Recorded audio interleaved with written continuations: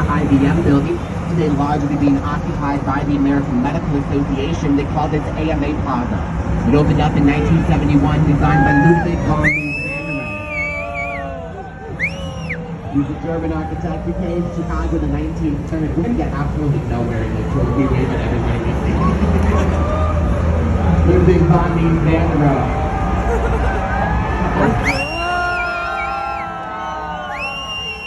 Ludwig von Vandermeer here came in the 1930s, bringing with him this style, the international style, famous for simplicity. Notice little to no ornamentation. I spent somewhere up there.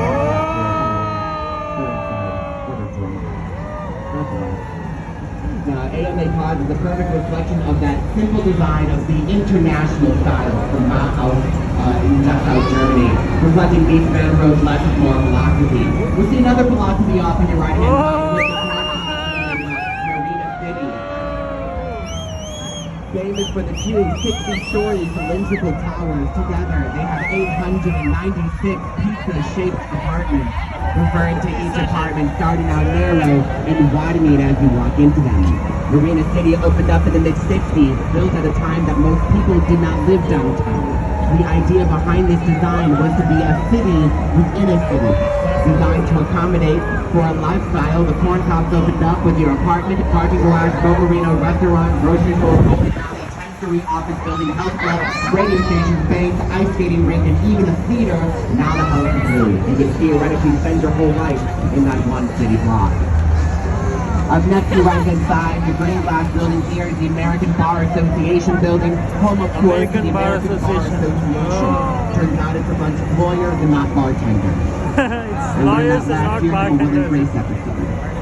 Don't laugh at that, that's true. On the lower floor, you can see some people dining outside. That's Portofino's Pizzeria, all the way there on the bottom. That's good Italian. Above that is Arts and Seafood.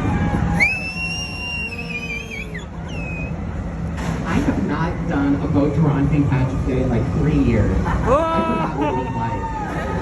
On your right hand side, the Reed Murdoch Center, 1914 by George Nimitz, a former warehouse boasting its original red brick masonry and terracotta ornamentation.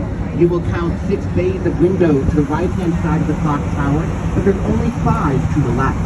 The building was first designed and built symmetrically, 6 and 6. To the left-hand side had one of its window bays completely removed. The building was then squished back together to help make room for the widening of the LaSalle Street Bridge that we're waving to right now. Up next on the right-hand side, the tall glass towers, 300 North LaSalle, Heart of Chilton, 2009. The tower is 784 feet tall and LEED certified.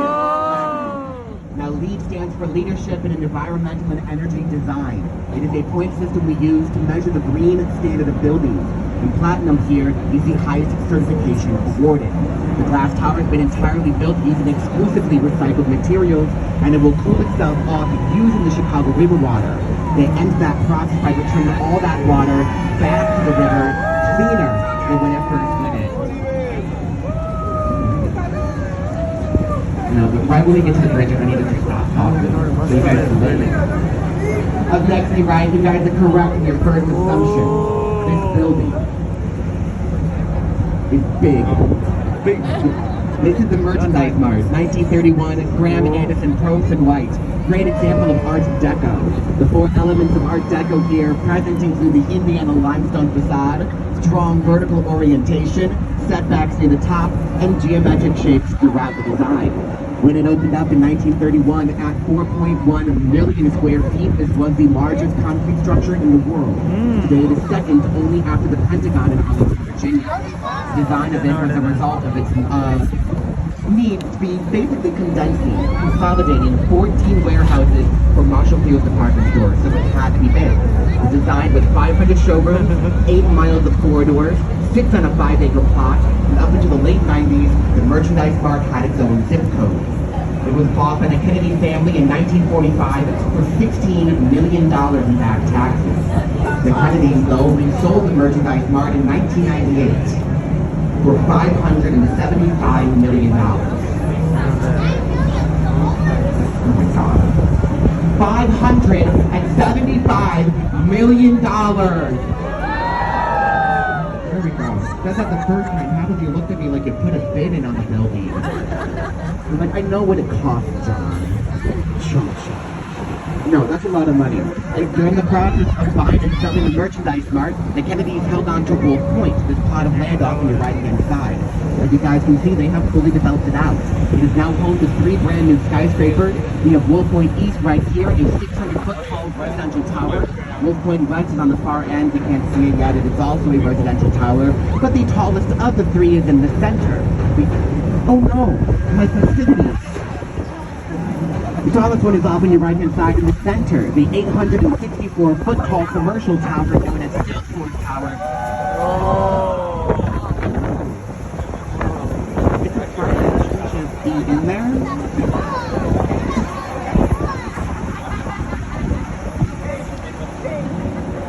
Thank you for that clarity. I've been drinking. I have no concept of time. The ADHD. They made me drunk for the ADHD. I just forget to take them. Now, Wolf Point here, not just known for the Kennedy family development, it's also known as a place where Chicago got its start. Back in the 1830s, our population began to grow very quickly. The incoming population was moving right here to Wolf Point, where we had our first bridge across the river, ferries across the river, homes, businesses, churches, and of course, our first bars were right here as well. Believe that in one of those bars, after a couple of shots, says 6-7, it's the Midwest, there's not much else to do. We raised a tankard of beer though, we called our city Chicago. A word we got from the indigenous words of the area, Chicago. In order to learn, they were not talking about the land. Chicago was a reference to the fragrant smelly onions that grew wild on the banks of the river. 2020 hindsight, should have skipped the shots. But as you stand today, welcome to Chicago, guys, the big city that apparently smells like onions. Please laugh at all the jokes. We're now in the North Branch. 2 announcements. First and foremost, from here on out, your attention goes on either end of the vessel. Please keep that in mind. Announcement number 2 is a disclaimer. I'm about to say the words luxury condos a lot. Buckle up. Don't even know. We begin on your left-hand side with the Fulton House, a former cold storage facility. The walls of this building were designed for insulation. They remain, to this day, about 2.5 feet thick. In the 1970s, Harry Reese took over the project to turn it into luxury condos. Harry Reese then built right next door, always a fan favorite, the River Cottages. In 1988, the River Cottages are 4 in number, 2 or 5 stories, 2 or 4 stories, and notice things like portholes, triangle shapes like sails, and just general nautical elements. Harry Reese loved sailing on Lake Michigan, so nautical elements are commonly found in his design. Those 4 townhomes sold in 1988 for $600,000 each. They've all been owned by the same family since then, with the exception of one, sold about 3 or 4 years ago for $2.3 million as a fire-damaged building. God bless. Whiplash, right-hand side. 1979, Gordon and Levin. We have here the East Bank Club, a very large and yet rather intimidating-looking building. But keep in mind, back in 1979, the Chicago River was capital T disgusting. You did not want to look at it, live on it, or smell it. If you built a building on the river, you designed it so its back faced the river. So much so that in this case, the trees, ivy, walkway, planters, even the windows in this building's facade were not elements of its original design. They were added on years later once we cleaned up the Chicago River. The East Bank Club, though, is a very high-end fitness facility. They have everything you guys could possibly need to stay physically fit. A rooftop pool, indoor running track, indoor tennis courts, volleyball courts, basketball courts, locker rooms, juice bars, and I believe motivation. Gotta be in there. Not in me. Up next, the left-hand side, 2002 Papa George and Haynes Kinsey Park, gated community consisting of a low-rise and a high-rise of luxury condos, and in your foreground, townhomes. 70 of them in the development altogether. The most expensive townhomes are the ones you see. They face the Chicago River. Set to go in the early 2000s for about $1 million each, that pricing was a gamble. We opened up a model home to see if people would want them, and people did. All 70 townhomes had down payments before Kinsey Park broke ground. Told us to embrace the river, and so we did. This is how. On your right-hand side, we have Riverbank Lodge, great example of adaptive reuse. meaning we took what we had and turned it into what we needed. What we had was a 1909 George Nimitz design for the Wallace Business Form printing facility. We made things like invoices. This became obsolete with the rise of the digital age. So in the early 2000s, they turned it into what we actually needed. Luxury condo. Made by soft loft with open floor layouts, 10-foot ceilings, exposed brickwork, and ductwork. They're very popular. Alrighty, chunky segue. Anybody out there familiar with the name of Montgomery Ward? Montgomery Ward. I like that. Those of you who have no idea who on earth I am talking about, Montgomery Ward was basically the Jeff Bezos of the turn of the century. Montgomery Ward invented the idea of a mail order catalog company, with Amazon.com built for him. Montgomery Ward loves Chicago, where he headquartered his company, oftentimes advocating for our green space, to often rightly named his park establishment. Just beyond Montgomery Ward Park are two white structures from the early 2000s designed by Lush Lagrange, that is Kingsbury on the park and Erie on the park, done in the European industrial style of architecture, allowing for industrial elements like the white steel bracing to remain evident on the building's facade. But keep in mind, folks, we're not going to see a whole lot of this European industrial style of architecture in Chicago. And the reason for that is that Chicago is not in Europe. To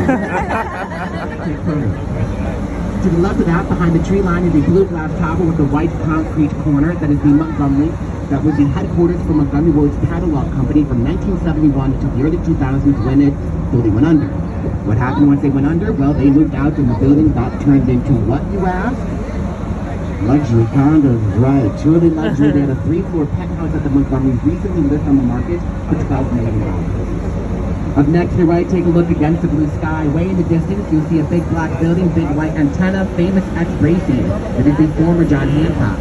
When it opened up in the late 1960s, it was the first mixed-use building in Chicago. It was also a concentration of the tallest tower in Chicago, a title it gets right here today. Today, the former John Hancock's height of 1,128 feet, about 343 meters, gives the 100-story skyscraper the title for the fifth tallest in Chicago. Yes, they say former John Hancock. Right now, the naming rights for the building are on the market. I'm supposed to be calling it by street address.